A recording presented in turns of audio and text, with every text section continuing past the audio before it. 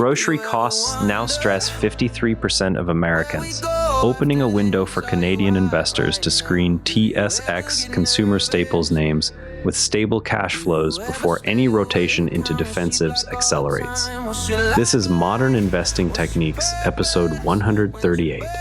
Quick reminder, everything we discuss here is for education and entertainment. The practice investment of the day uses simulated trades with no real money.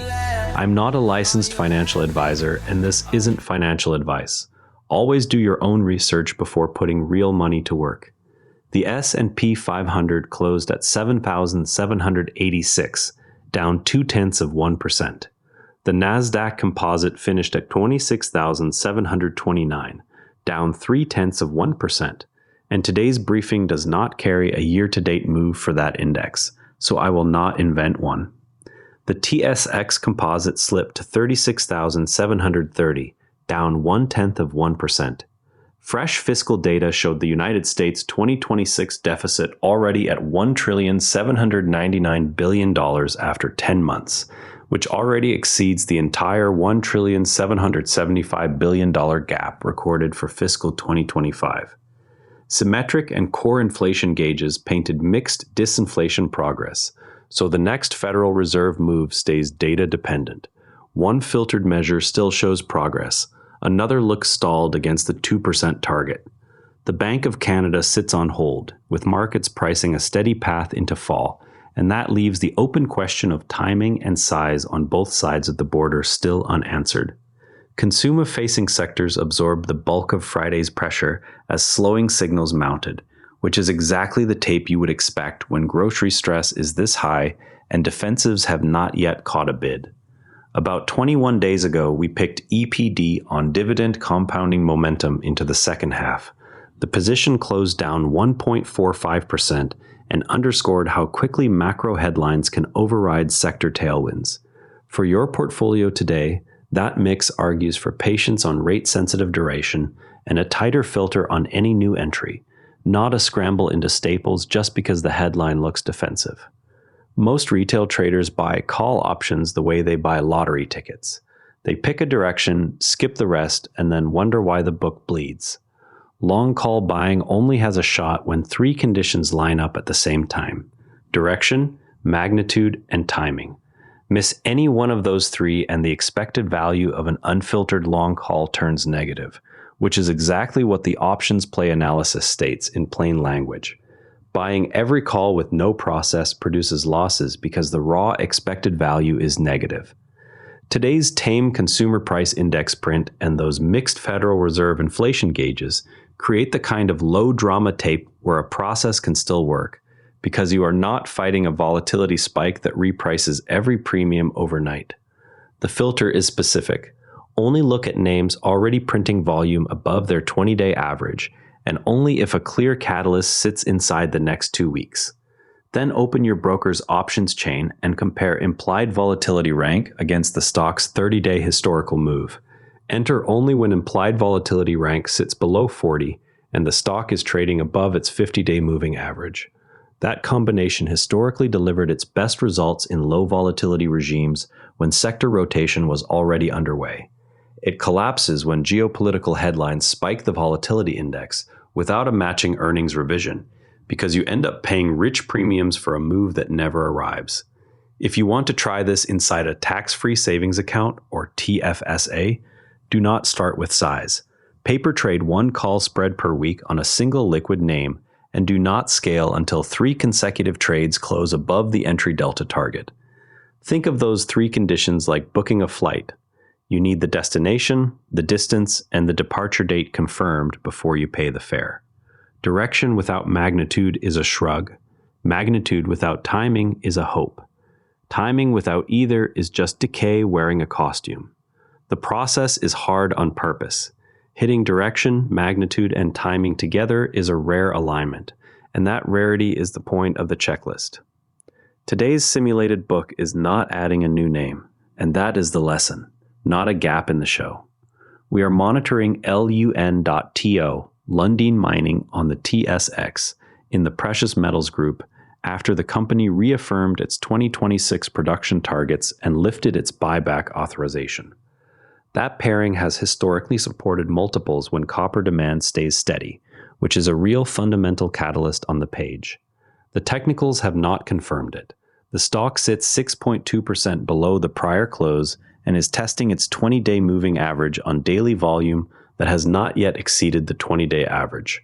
Nearest support sits near the 50-day moving average, and a break of that line on rising volume could extend the move another 4 to 6%.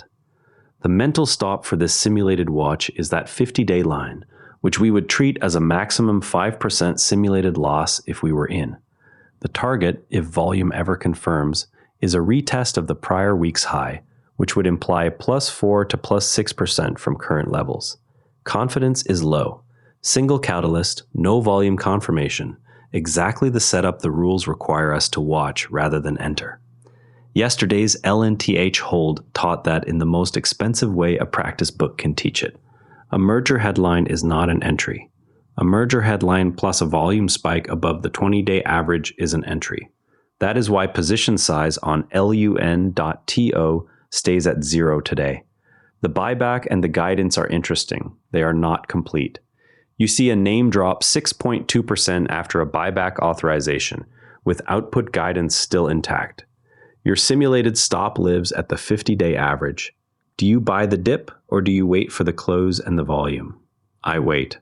Headline reactions overshoot even when the fundamentals are fine, and the 6.2% drop after that announcement is the picture of an overshoot, not a completed setup.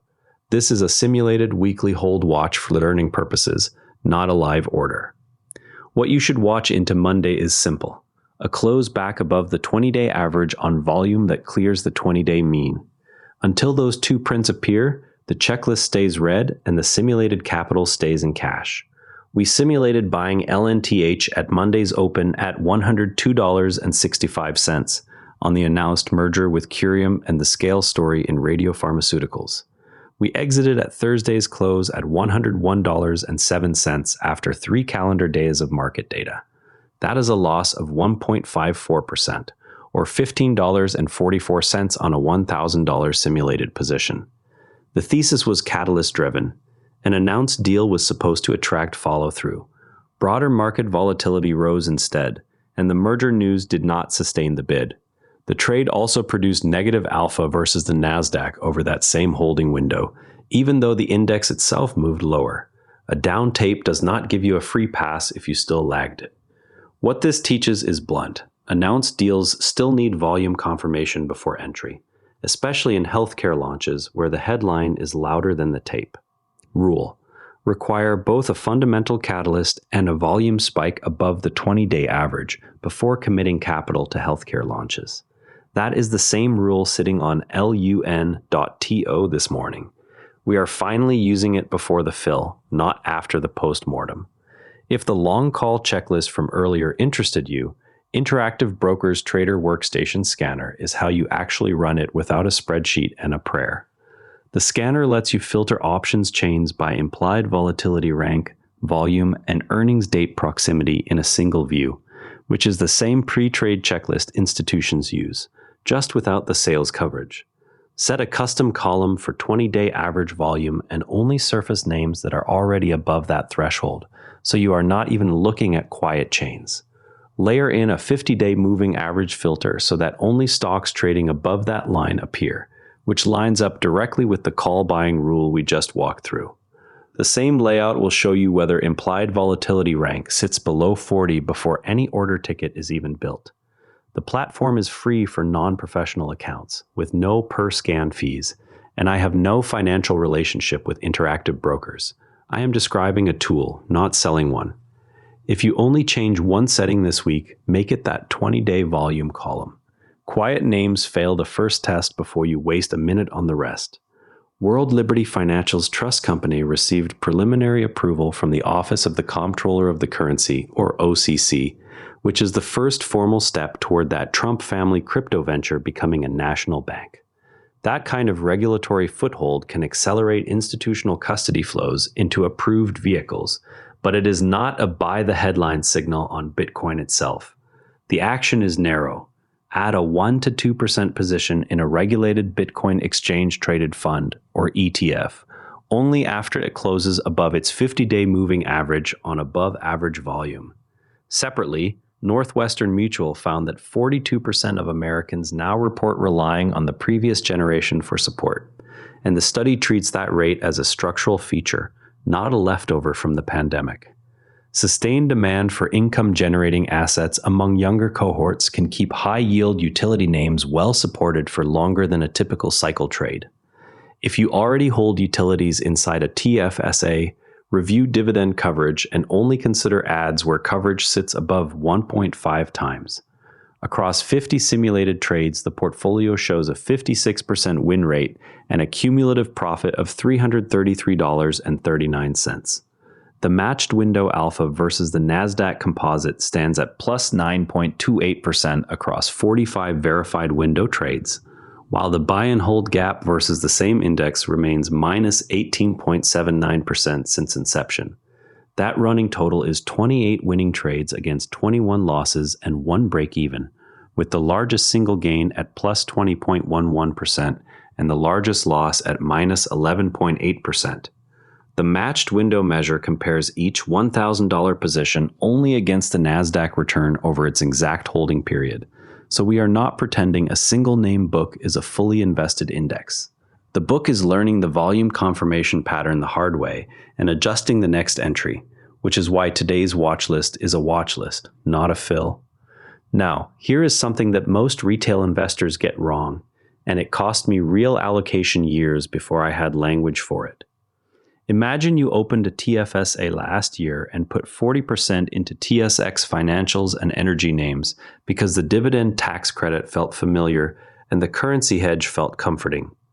The bid-ask spreads on those large caps stayed tight, so nothing about the trading experience warned you. The portfolio still moved almost in lockstep with oil prices and bank earnings revisions instead of global growth. Canada is roughly 3% of global market capitalization. Many Canadian investors still hold 30 to 50% of their equity allocation in TSX stocks. What gets missed is that your salary, your home, and your Canada Pension Plan, or CPP, already embed heavy domestic exposure, so another 30 to 50% in TSX names effectively doubles the bet on a 3% slice of world market cap. Professionals run a geographic breakdown first. They check the MSCI All-Country World Index country weights before they touch another Canadian name. Then they cap home bias at 20 to 25% unless a specific valuation gap shows up. The case for home bias is real: the dividend tax credit, the built-in currency hedge, and the simple fact that you know the companies. The case against is heavier than most kitchen table portfolios admit.